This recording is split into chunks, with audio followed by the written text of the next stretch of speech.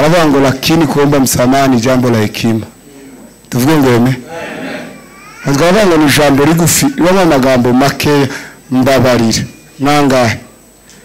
Nukuvuga ngo ni inyuguti zitarenga zinuhuje n'ibivugisho. Ariko ngo rizarinanira abagabo n'abagore bakama basenya bakaza babita bamwe ibishubaziko abandi bakabita ibivuje kandi byo ni bizina bibi. Simbonye umwanya gusa ngo mbidiserte mbereka agaciro gake kabo bagore nabo bagabo. Nimugire ngo amen.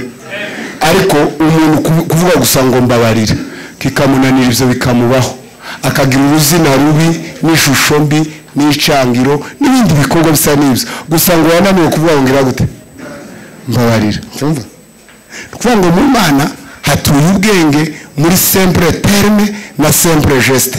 Kuvuga ngo gukora akantu gato ariko ko mu mwuka kagakubita hasi. Hari umwanditsi wanditse ijambo rirantangaza. Tuvuge ngo amen. Arandika aravuga ngo imbabazi ngo ziza zishima hejuru y'urubanza.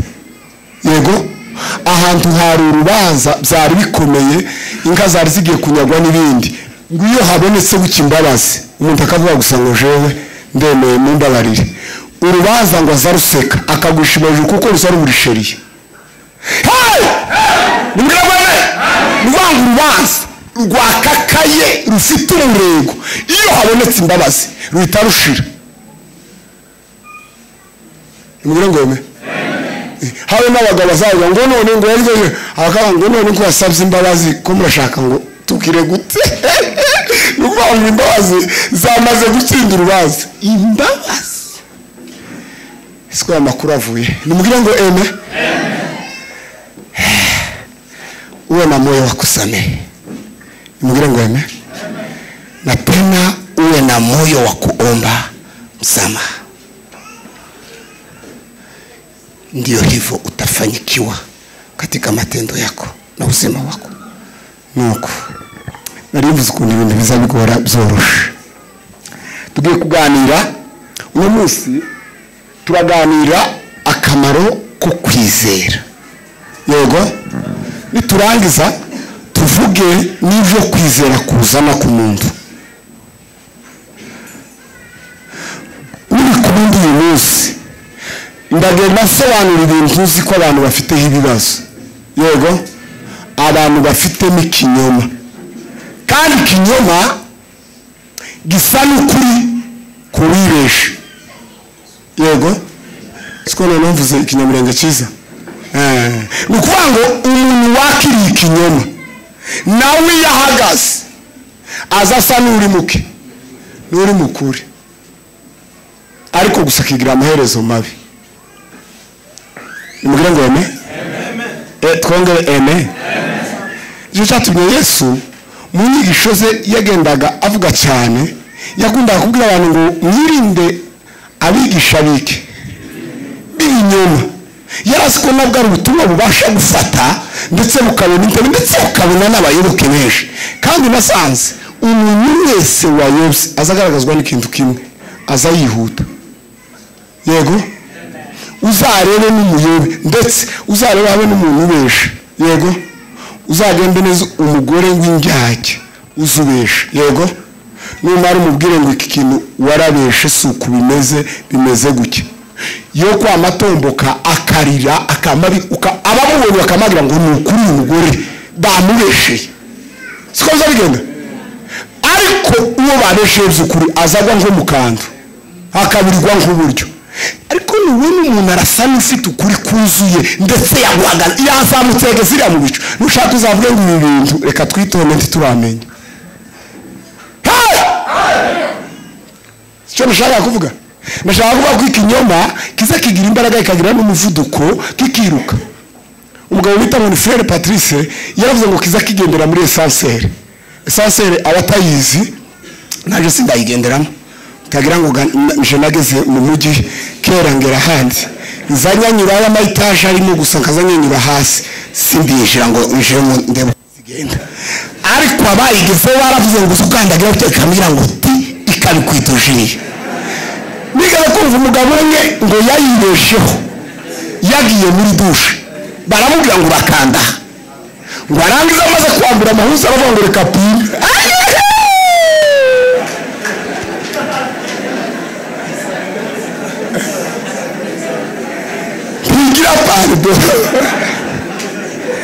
Tigira pardo barambwiye ku isayihuta ndakwibwira ngo bazurike nambara oya iba yagiye.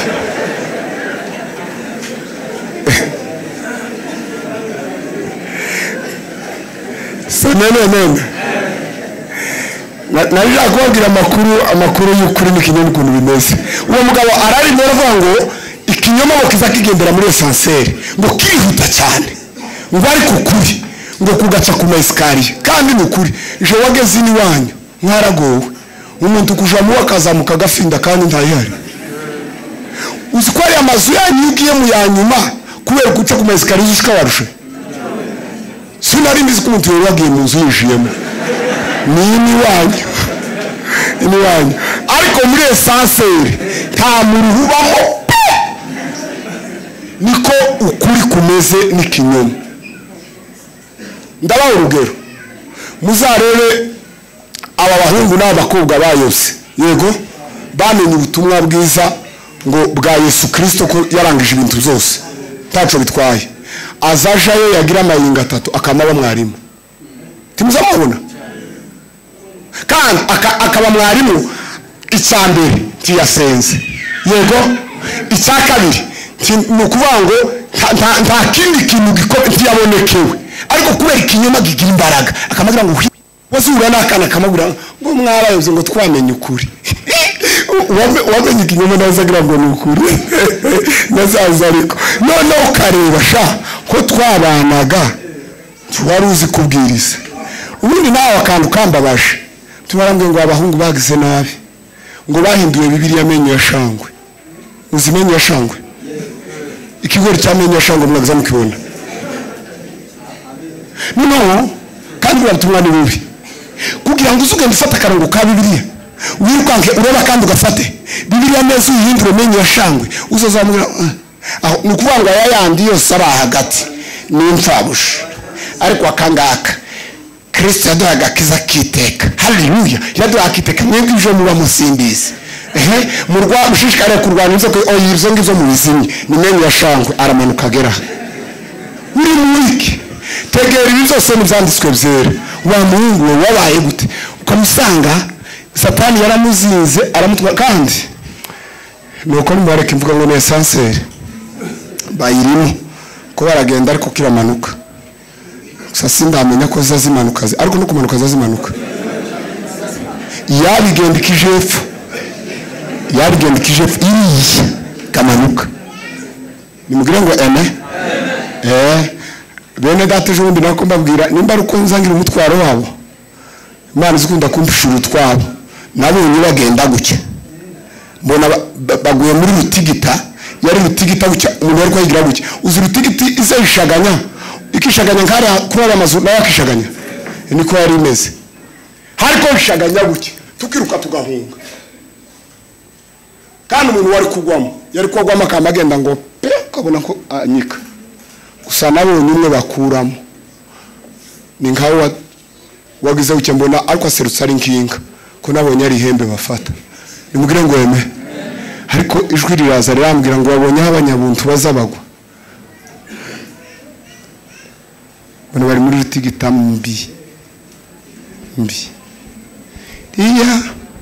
ujye twarko dutinya kurangizayo twako dutinya kuhareba kuko yari isaha ikomeye abantu babizi nimugire ngo narenge rero kubabwira kwize ese nasomye nimureke nsoma kunoja mu makuru ntaratangira kwerekana ibyanditswe kandi ibyanditswe nibyo bikuru. Haleluya. Turasoma igitabo cy'Abaheburayo muri Hangana ndasoma hantu nkanga 11 dusome murongo wa mbere tuva turasoma wa 4 ndagenda nsimbuka zoza mbabwira dusome mu izina rya Yesu 11 gutangirira ku murongo wa mbere. Haravuga ngo kwizera no kumenya rwose ivyiringirwa udashidikanya ko bitazaba kandi niko kuduhamiriza ibyo tutareba ko ari iby'ukuri. icyatumye abakera bahamya neza nuko bari bagufite. Kane, kwizera niko kwatumye Abeli ahimana igitambo kiruta icya Kayini kuba cyiza. Ni nako kwamuhaye guhamwa ko ari umukiranutsi ubwo Imana yahamyaga ko amaturo ye ari meza, kandi niko kwatumye nanone akivuga nubwo yapfuye. Umurongo wa 5 bavuga ngo kwizera niko kwatumye Henoki yimurirwa mu ijuru ngo adapfa, kandi ntiyaboneka kuko Imana yamwimuye, kuko yahamijwe atarimurwa yuko yanejeje Imana. Ariko utizera ntibishoboka ko yinezeza, kuko uwegera Imana akwiriye kwizera yuko iriho ikagororera abayishaka. Amen. Umurongo wa 24, kwizera niko kwatumye Mose ubwo yari amaze gukura yanga kwitwa umuhungu w'umukobwa wa Farawo, ahubwo agahitamo kurengananwa n'ubwoko bw'Imana, abirutisha kumara umwanya yishimira ibinezeza by'ibyaha, kuko yatekereje yuko gutukwa bamuhora Kristo ari ubutunzi buruta ubwo abanyegiputa babitse bwose, kuko yatumbiraga ingororano azagororerwa. Tugende ku murongo wa 33, tuvuge ngo amen. Baheshejwe no kwizera gutsinda abantu no gukora ibyo gukiranuka no guhabwa ibyasezeranijwe no kuziba iminwa y'intare no kuzimya umuriro ugurumana cyane no gukira ubugi bw'inkota no gukurwa mu ntege nke bagahabwa imbaraga nyinshi. Kene ngo nuva aho hantu, gukurwa mu ntege nke bagahabwa iki? Imbaraga nyinshi, no kubitwara mu ntambara no kunesha ingabo z'abanyamahanga. Abagore bahabwa abo bapfushije bazutse. Semene amen. Turangirizaho gusa twumvishe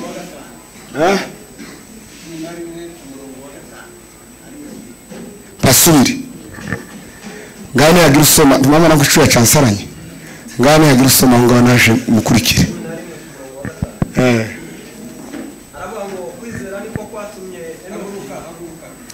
Kwizera niko kwatumye Enoki, soma mu izina rya Yesu. Kwizera niko kwatumye Enoki yimurirwa mu ijuru ngo adapfa.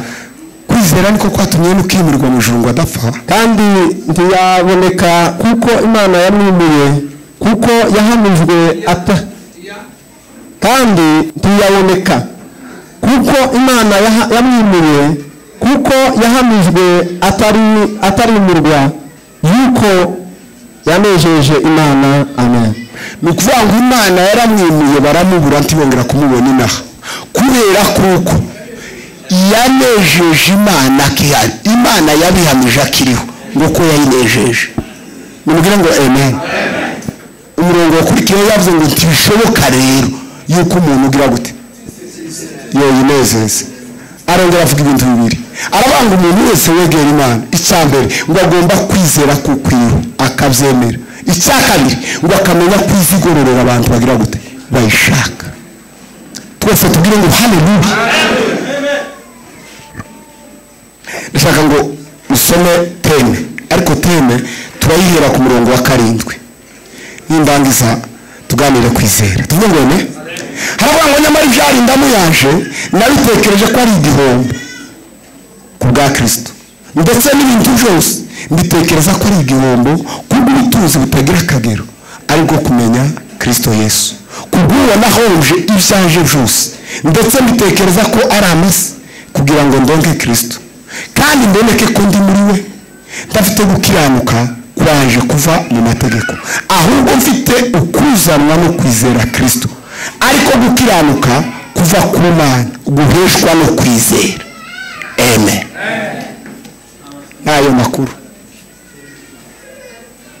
navuze Abefeso.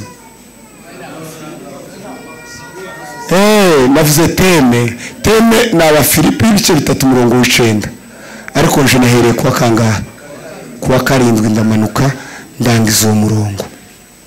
abantu twari turi kumwe hano twaganiriye kwizera semeni amen twongere amen twongere amen uco w'Imana bamurikire twaganiriye kwizera tuganira ko kwizera kugizwe n'amagambo abiri semeni amen ariko bija bikoreshwa mu mvugo ijambo rimwe ariko rikangoroba ayo magambo abiri abantu benshi rero bakabyumvira mu mubiri bamara bakibesha ku kwizera uko ariko ndaza gusobanura n'agakiza nimubwire ngo kwizera Bibiri ivuga ko ari ukumenya rwose udashidikanya ibyiringirwa ni ukuvuga ngo kwizera si amawazo si no kumasha tuvuge ngo kuko birivuga ngo kuzanwa no kumva kandi kumva iki ijambo rya Kristo iryo jambo rero rya Yesu Kristo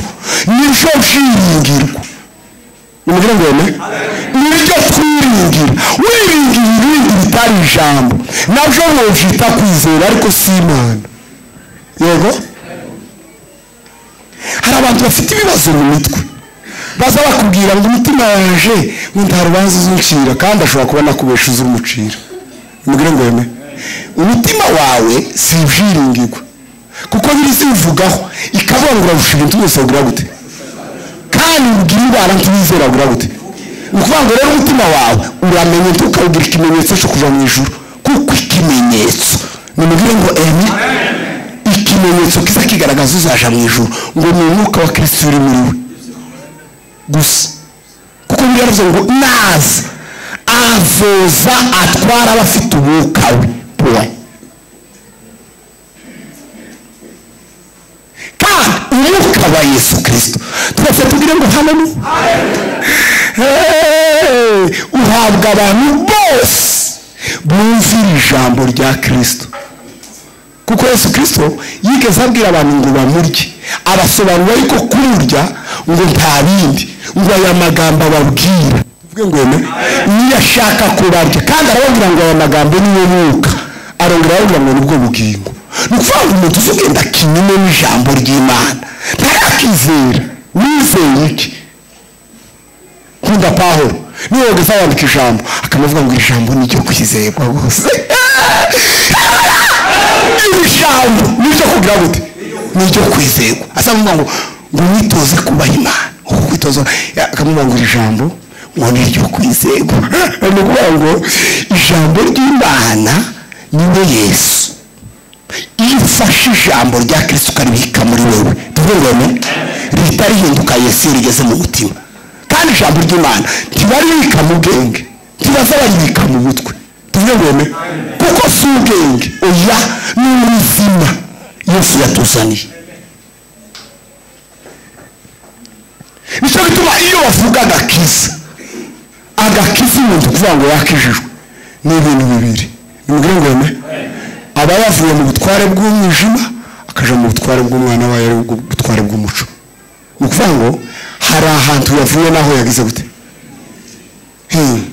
ntiwoza ngo umbwire ngo wakijijwe yego wari umusambanyi wamara ugasubirayo nimugoroba tuba tuvuga ko batubeshe siko bimeze ntiwoza ngo umbwire ngo wakijijwe ubageza wiba ugasubira ukaja kwiba ni ikinyoma ntiwakijijwe wabivuze gusa ariko ntiwagize gute ntiwakijijwe kuko gukizwa nagakiza ni ugukira kandi rero ngo icyo Yesu adukiza icya mbere n'icyaha icya kabiri ni urubanza twari dutegereje ko kurimbuka hakavuga ngo wewe tugukira urubanza uri umwana wanje uzaja mu ijuru samura amaboko samana ni ngo abantu bose bari inyuma y'inso bakavuga ubundi muntu bw'Imana nzaseka ndatangaye kurya kuvuga ikintu cyane ukanwa siko kwemeza ko ari byo yego uzarebe bari abasore bakunze gukoresha ijambo Kristo ntazavuga amagambo atatu atavuze iki atavuze Kristo no mukibaza ngo se kuvuga Yesu Kristo cyane bizomera mu mutima ntawe urimo magambo yaraza amatopiki yose umunsi yahuye na Kristo yarambwiye ngo se urashaka ko tuganira ibyo mu ijuru cyangwa tuganira ibyino mu isi urashaka ko tuvuga ibizaza cyangwa tuvuga ibyahushutse ni ukuvuga ngo amateme yose yari mu mutwe ngaho muhungu w'ino muri Kenya ujye utazujya ibishimbo yaravuze ngo ku mateme yose araregeye nimugire ngo none umukozi w'Imana tuvugisha ukuri yego umukozi w'Imana uregeye ku matopiki yose ariko yaje gutuma akavuga ngo pasagike ngo bishe ese niwe nukuri nyine araregeye ku matopiki yose ariko ndabwo ari umukozi w'Imana kuko umukozi w'Imana agira karakteri imwe tuvuga ngo Bibiri zimbwira ngo Paulo niwe wabyanditse na Yesu yaratubwiye ngo tuzagende mu zibazo ducumbikiramo ngo ushobora tugaburira byose ngo tuzobisangire ntabwo yavuze ngo bazogura inkoko ntiyavuze ngo bazateke inyama nimba bari ibijumba muzobirye ni rekomandasiyo ya Yesu uwo si umukozi wa Yesu ni umukozi wa Satani wiyitirira Yesu ari kuregeye ku matopiki hari abahungu baregeye ku matopiki ariko badahuye na Yesu azobwira ngo mva imbere wa kuzibibiwe hari abahungu benshi baza bashambira bagakora ibitangaza tuvuge ngo abandi bakerekwa bikabugo ariko Yesu azababwira ngo mumve imbere mwankoze zibibiwe kuko mwara bagaragubaje kubera ko biriziva ngo kuri wa munsi ngo benshi muri ngo basaza bavuga ngo data ubushinge nageza mpanura mu izina ryawe undi mukristo utandukanye n'ibindi muja muguma gutekereza umukristo ni ubuzima busha turonka bwo muri Kristo nizamure amaboko umwanditsi ngo iyo umuntu ari muri Kristo Yesu iyo yishiye muri Kristo ni ukuvuga ngo ibintu bitabihinduka ibizakera bigashira ngo ndore byose bigize gute bihindutse kuba bishe dukizwa no guhindura icyerekezo nimba wari kugenda guke ukavuga ngo ibindi musibyo ugahindukira ukagenda guke kukizwa samagambo kukizwa sike samagambo siko kumenya Bibiliya cyane abagabo benshi bazi Bibiliya Yesu ndamukunda nimugire ngo uziko birisi vuga ngo umuntu nubwo yabarike ngo ari umuswa ngo ntazoyura inzira iyo bavuga ngo yaba ari umuswa no gushaka kuvuga ko atize atazi ibintu ngo kubera ko inzira ngo zo bifite izina rimwe ngo yitwa inzira yo kwe ni kuvuga ngo uwanduye ngo mu mutima ngo ntazayinyuramo Imana tizokora kontrole yo kumenya amagambo menshi tizokora kontrole y'indi bintu sishi z'ubwenge kabagira iki oya izazireba ku mutima hariho katerimo kwera gusa kabanga umutima w'uyu mugore urera nta mugambi mubamo nimugire ngo nta bikorwa mubamo nta inda hakuna ujanja wengine arera nimugire ngo kandi abantu bavuga gutyo bahita bumva bigoye biroroshe kuko Kristo yageze muri wewe abitunganya nimugire ngo ahubwo ikigoye ku muntu wakijijwe ni ikibi kuba muri we ni nacyo kiza kimurya ni nacyo kiza kimujena ni nacyo kiza kimubuza amahoro nimugire ngo iyo umutima wejejwe na Yesu ugatirukamo akantu kabi habe no gutekereza nabi tuvuge ngo mwuka weraza kugira ngo icyo ni gito cyaje kuruva ubwo buzima gusa umuntu wakubabaje wakuraka umukristo bizina mugira ngo habe no kurakara ngo uramenye ndiri karenga ugize gute kuko amenye ko byoshika nurakara hari abagore bazarakarira abagabo akamara ukwezi asitara ku bikombe yewe byagenze gute hari umugore umwe nigeze kumva yarasekeje yaranyishe ku mazu arabagwa nimugire ngo none ko bakuruganye ngo umugabo arangize ngo yiha kuzarakara warizo ko Satani azabwira umuntu muzurakara akamabura ngo ibyimbye akamabyimbye adani kutamenya Yesu biragatsindwa nimugire ngo nawe umukristo ni ukuri tuvuge ngo umukristo azamagira ubwoba akamayibuka ko naje no gusenga adafanyikirwa tuvuge ngo kera akabayirutse gusaba imbabazi mbabarira mutima ugaca uwo mugore ngo aravuga ngo azarakara umugabo ngo yarakaya neza ye uwari kumbwira nawe muzamwita ngo ni mukeba we yego mukamuri umuntu w'uwo mugabo yari kwambwira ngo bagaza bagenda ngo bakirwa baseka mu murima ngo baje gushika ngo ku mazu bakamambwira ngo ngiye kwihindura isi dayimoni hari abantu bafite amapepu. Iyo ni imbaraga y'ubupagani. Iyo umuntu afite imbaraga y'ubupagani ntazamenya ko ayigirira nabi. Kandi burya iyo watekereje kugirira umugabo wawe nabi cyangwa kumubabaza, burya ntabwo ushobora kumubaza utabanje kubabara. Yego niko biteye. Kandi iyo ushakiye amahoro nawe burya uwagira gute wishakira. Kandi umugabo nawe yego ubangamira umugore we si wuje amahoro nawe uyabuze, kuko nawe ntabwo umugirira nabi nawe utabaye nabi. Hari umuntu uvuga nabi atabaje kurakara. Satani asabanza akabwira ngo Satani ndakaze, mara Satani akamurakaza. Akururimi rero Bibiliya zimbwira ngo ruzarukongeza kamere, ngo kamere nayo bigahita ikongeza igihenomu. Nukuvuga ngo ni ibintu bizayiba transfer. Iyo wemeye gukongeza kamere, gihenomu nayo izigira gute zikongera kavuga ngo ngwino karibu ndi hano gihenomu ngufate. Twongere eme twongere eme twongere eme. Kukizwa n'ubuzima busha, n'ubuzima busha Yesu yarabworoheje buroroshe. Abantu benshi bazavuga ngo none muri muvuga ngo isaha ngo gifite nginani ngo umbwe gupfuza amaraso Yesu gipfugisa n'abantu. Yesu yaje gushikira icyaha cyangwa aze kumara. Yesu yaje gutsembaho icyaha. Nimugirene uzi ko amategeko na Yesu bitandukanye nga kujya ku isi n'ijuru. Uzi ko itegeko ryose ryari riteye ubwoba.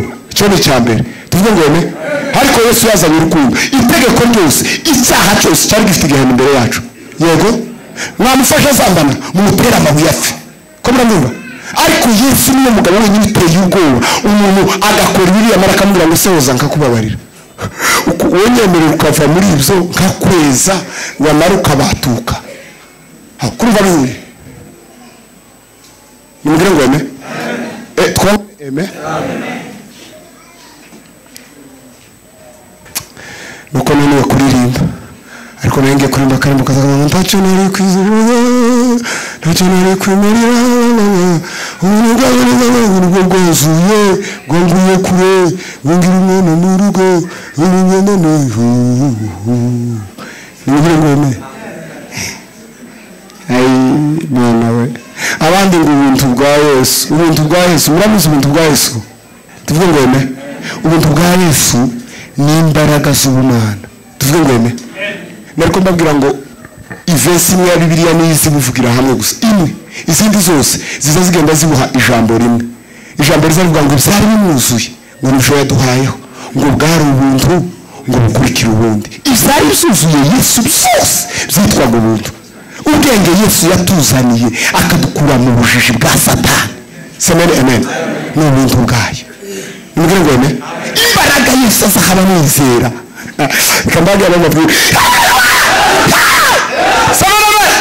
Bibiliya yambwiye ngo kwizera ngo kwabakuraga mu ntegeke ngo mukabinjiza mu mbaraga nyinshi cyane. Kuko muva makuru. Muze kwizera ukuntu kuteye. Nimugire ngo eme. Iyo umuntu yizeye by'ukuri bizamukura mu ntegeke. Kwizera kuza kuzamura umuntu kuko mushira mu mbaraga ziteye ubwoba. Ubundi Yesu yabivuze mu mvugo imwe yoroheje, haravuga ngo byose bishobokera bize. Umuntu yizeye kurya ateye ubwoba mu isi y'ababaho.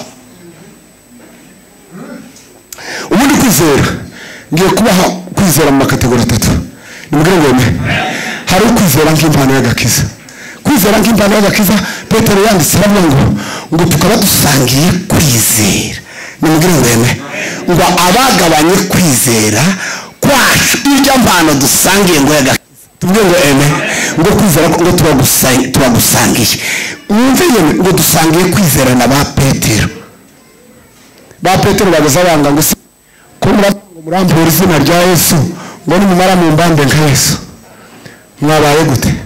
Kubera urukundo akunda Yesu no kwizera yari yaramwizeye akabanguje we mu ncurike. Nimugire ngo eme. Kwizera Bibiliya yatubwiye ijambo rikomeye. Yatubwiye ngo tukaba dufite gukiranuka ngo kudatangwa n'amategeko, ngo ahubwo dufite ngo kuva ku Mana, ngo guheshwa no kugira gute no kwizera. Wari uzi kwizera kutarimo gukiranuka ari ikinyoma. Ni ukuvuga ngo kwizera wizeye kutaguhesheje kuva muri utwo tuntu, utwo tugeso, utwo duconco. Yego ubwo si ikinyoma cyo kwizera, kuko kwizera ngo kuza kuzana gukiranuka. Tuvuge ngo amen.